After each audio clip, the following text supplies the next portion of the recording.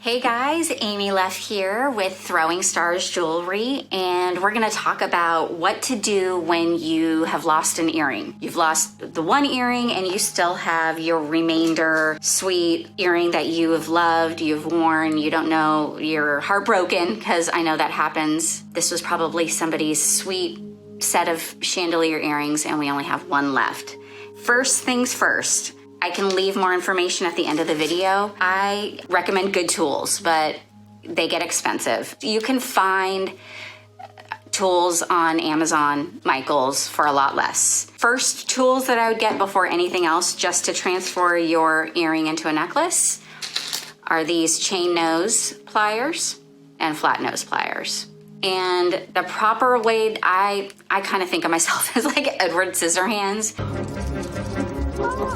You probably will start using your tools like this, and you'll want to get used to, my dominant hand is my right. You'll probably want to get used to it first in your right hand, and I'll put my finger in here to help.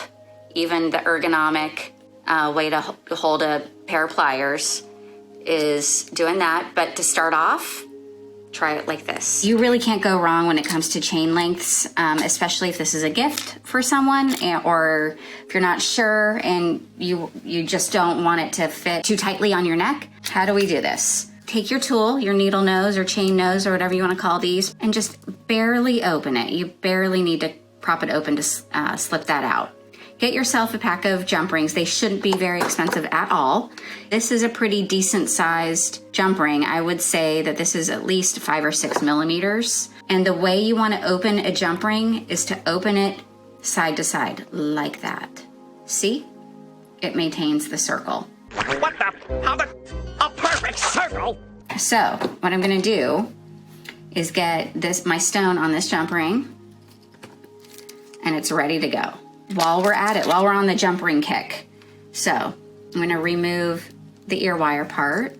I'm gonna open this the same way because this is connected. I'm gonna open it, I'm gonna hold my ear wire, and we're gonna open it to the side so it still maintains that circle. I'm gonna pull out the chandelier, and I'm gonna add the jump ring to my chandelier. So I'm just gonna slide that in. Slide this jump ring. You want to hold it. They do want to fall, they want to drop, and if they do drop, hopefully you didn't spend a lot of money. That's why they sell these guys in quantities of like 50 or 20 or 10, because they will, if you drop it, they jump, and they're probably in your room in a corner somewhere, but that's another story. And still holding on, using my pliers and just meeting it back. And I don't know if you heard that pop. That's one of my favorite noises. It means it's gotten so close it almost rubbed together a little bit.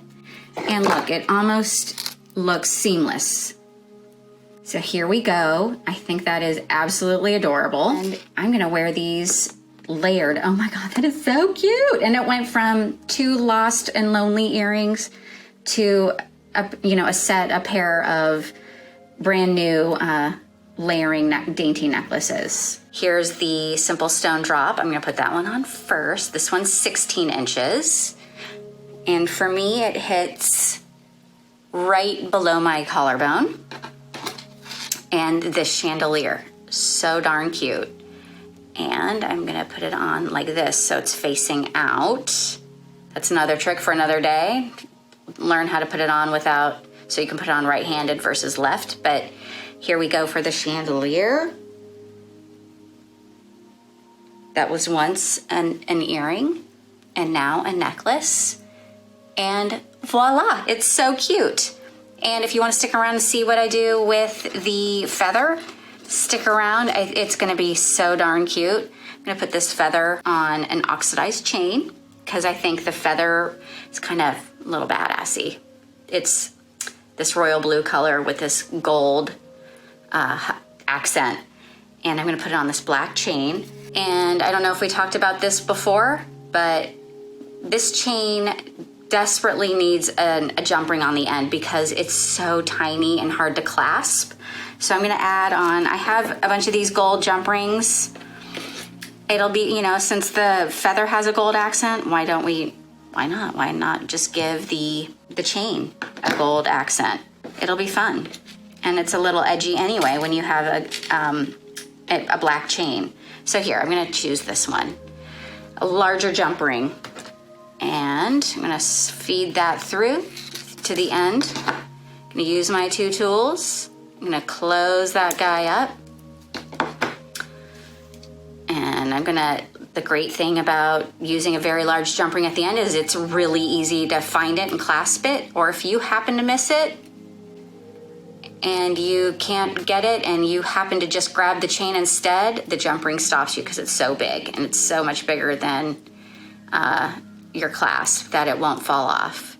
I'm going to remove my feather. I'm gonna just use my nail. I have pretty strong nails. Just open it a smidge. And I have some smaller jump rings. You could still do this with a larger one. Yeah, let's do a larger one. Why not? Until you get more comfortable. This is too big. I'm not gonna be able to feed it through that hole. So you're gonna wanna find something a little bit thinner.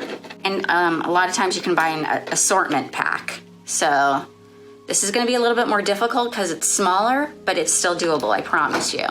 So I'm gonna open this up, open it to the side, feed through my little feather.